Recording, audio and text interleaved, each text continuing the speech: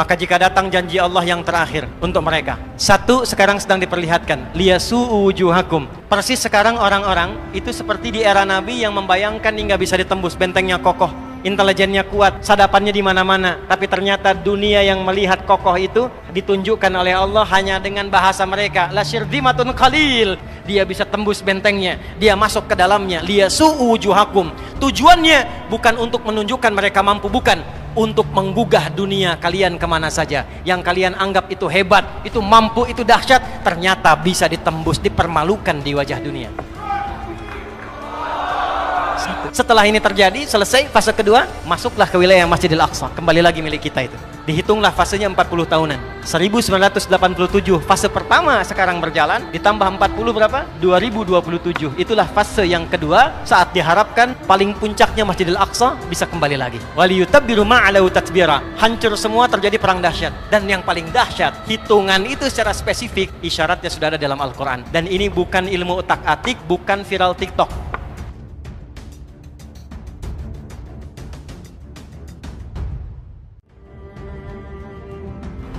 Masih ingat ayat di Quran Al-Baqarah ayat 65? Masih ingat nggak? Ada sekelompok golongan Bani Israel dikutuk jadi apa? Kera. Antum pernah riset kera nggak? Ini saya ajarkan Al-Irsyad ya, sekolah Al-Irsyad Pak Abdurrahman ya. Anak-anaknya ajak ke kebun binatang. Ya. Keluarkan semua hewan yang ada di Al-Quran, riset karakternya di kebun binatang itu. Tanyakan pada pawangnya. Saya ngajar tafsir di Libya. Saya bawa anak-anak yang belajar dengan saya ke kebun binatang di Libya.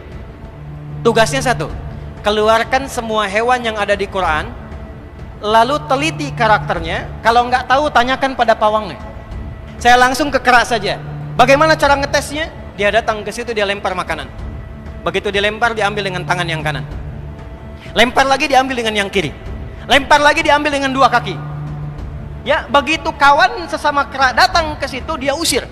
Tapi kalau dia lihat diuji di tempat lain dikasih banyak, dia usir kera yang ada di situ, dia ambil dan kuasai tempat itu. Itulah sebabnya kenapa Allah memberikan gambaran kutukan dengan kera, karena perilakunya sama-sama mirip. Kalau melihat kenyamanan, datang ke situ, keluarkan penduduk asli yang di situ, ambil semua barangnya. Kalau ada yang mau protes, habisi semua. Kera. Itu. Nggak percaya silakan cek. Ya, silakan cek. Maka apa yang terjadi? Kerusakan akan terus dibangun sampai ada kemudian ketiga fase. Tiga fase ini sudah selesai dua, sekarang masuk yang ketiga. Maka yang ketiga ini, fa idza jaa wa'dul akhirati. Maka jika datang janji Allah yang terakhir untuk mereka. Apa fase yang ketiga ini? Ada tiga bagian lagi. Satu, liyasu'u wujuhakum. Yang kedua, waliyadkhulul masjida kama dakhaluhu awwala marrah. Yang ketiga, waliyutabbiru ma'alau tatbira. Ya. Satu sekarang sedang diperlihatkan, liyasu'u wujuhakum. Persis sekarang orang-orang itu seperti di era Nabi yang membayangkan hingga bisa ditembus, bentengnya kokoh, intelijennya kuat, sadapannya di mana-mana. Tapi ternyata dunia yang melihat kokoh itu ditunjukkan oleh Allah hanya dengan bahasa mereka, la syirdimatun qalil. Ini bahasanya Firaun. Ini kan cuma ormas kecil, nggak sebanding. Ormas kecil yang nggak sebanding ini ternyata telah bisa mengintersep semua bagian-bagian itu. Dia bisa tembus bentengnya, dia masuk ke dalamnya. Liyasu'u wujuhakum. Tujuannya bukan untuk menunjukkan mereka mampu, bukan, untuk menggugah dunia kalian kemana saja. Yang kalian anggap itu hebat, itu mampu, itu dahsyat, ternyata bisa ditembus, dipermalukan di wajah dunia. Satu, janji Allah tiba. Kedua, waliyadkhulul masjida kama dakhaluhu awwala marrah. Nanti ada fase kedua.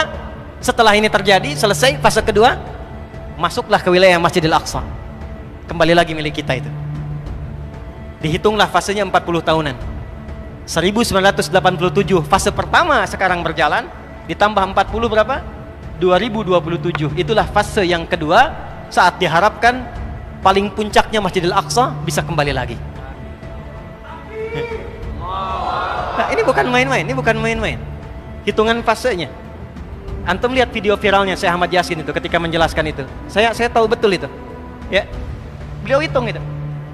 Ya, 2027 ke 2028. Dan puncak akhirnya waliyutabbiru ma'alau tatbira. Hancur semua, terjadi perang dahsyat. Hitungan saya sih tambah 20 tahun. Karena fasenya sampai 100 tahun. 40 tambah 40 tambah 20, 100. Maka 2037. Silahkan cek orang-orang yang ada menghitung di pertahanan sekarang. Antum tanyakan pada yang di Lemhanas, pada di macam-macam. Bagaimana kekuatan dunia pergeserannya, saya yakin hitungan mereka 2037 terjadi sesuatu yang dahsyat. Gerbangnya sampai 2040, di atas 2040 itulah generasi emas akan muncul. Makanya Indonesia masuk generasi 2045. Itu sudah dihitung. 2030 pembukanya. Makanya sekarang punya visi 2030 semua. Saudi visi 2030, Rusia, Cina, Afrika Selatan, Brazil visinya 2030 dengan bikin bridge itu. Semua visinya ke sana. Dan yang paling dahsyat, hitungan itu secara spesifik isyaratnya sudah ada dalam Al-Quran. Dan ini bukan ilmu utak-atik, bukan viral TikTok. Ingat, ini sudah sejarah yang berlangsung dari penelitian masa lalu. Maka wajar kalau sekarang mereka takut dikepung. Kenapa? Karena ketika Hamas datang dengan pasukannya darat, laut, udara, itu mempraktekkan surat Al-Hasyr yang sudah mereka pelajari bertahun-tahun. Datang lewat darat, lewat laut, lewat udara. Takut mereka semua. Maka dikontaklah kemudian kolega-koleganya. Datanglah kapal induk 2 dari Amerika. Satu lagi datang, Inggris datang, kemudian Kanada datang, Jerman siapkan pasukan. Kenapa? Karena trauma dengan pengepungan. Satu. Ya, cuma satu itu saja. Ya, sekarang apa yang harus dilakukan? Doa yang terbaik. MUI sudah bikin fatwa, baru saya lihat fatwanya hari ini tuh. Fatwa nomor 83 tahun 2023. Kita nggak bisa berangkat ke sana, ya, jangan main-main, jangan potong-potong video saya. Nggak boleh berangkat sembarangan karena gerbang pun ditutup. Antum belum nyampe udah mati duluan. Nggak boleh keluar tanpa izin pemerintah karena ada qadhi yang paling atas. Tidak. Ya, yang kita lakukan ada 3 bagian. 1, doa. Yang kedua, yang bisa kita mampu. Kemarin alhamdulillah kita kirimkan bantuan kemanusiaan. Semua kompak. Ya, perlu Palestina sekarang yang menderita untuk menyatukan Indonesia. Presiden, menteri, ulama, macam-macam kumpul kirim bantuan. Apakah untuk kompak dan damai itu perlu penderitaan Palestina untuk menyatukan kita? 2 sudah. Yang ketiga, fatwa MUI sekarang. Produk-produk yang dijual di dunia ini yang hasilnya diperbantukan pada agresi Zionis, maka fatwa keluar MUI sekarang, haram hukumnya bagi umat Islam untuk mengonsumsinya. Allahu Akbar. Dan saya ikut fatwa itu. Bikin listnya, viralkan dari sekarang, list makanan-makanan, barang-barang semua yang dijual dari sana jangan konsumsi lagi, jangan beli lagi. Itu tekanan yang terbaik untuk melahirkan kedamaian saat ini.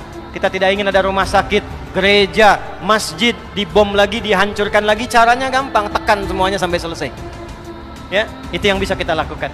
Karena itu, kalau ingin mengatakan kesimpulannya akar konflik di Palestina, maka kembali kepada hayalan para Zionis itu, hayalan mereka yang mereka menduga bahwa dengan menghadirkan kekuatan militer, kekuatan ekonomi menguasai dunia, dengan mengeksploitasi area Masjidil Aqsa untuk bisa mendatangkan kekuatan dan kedamaian. Yang terjadi justru sebaliknya. Itu akar konfliknya yang mengarah kepada masa-masa yang lampau.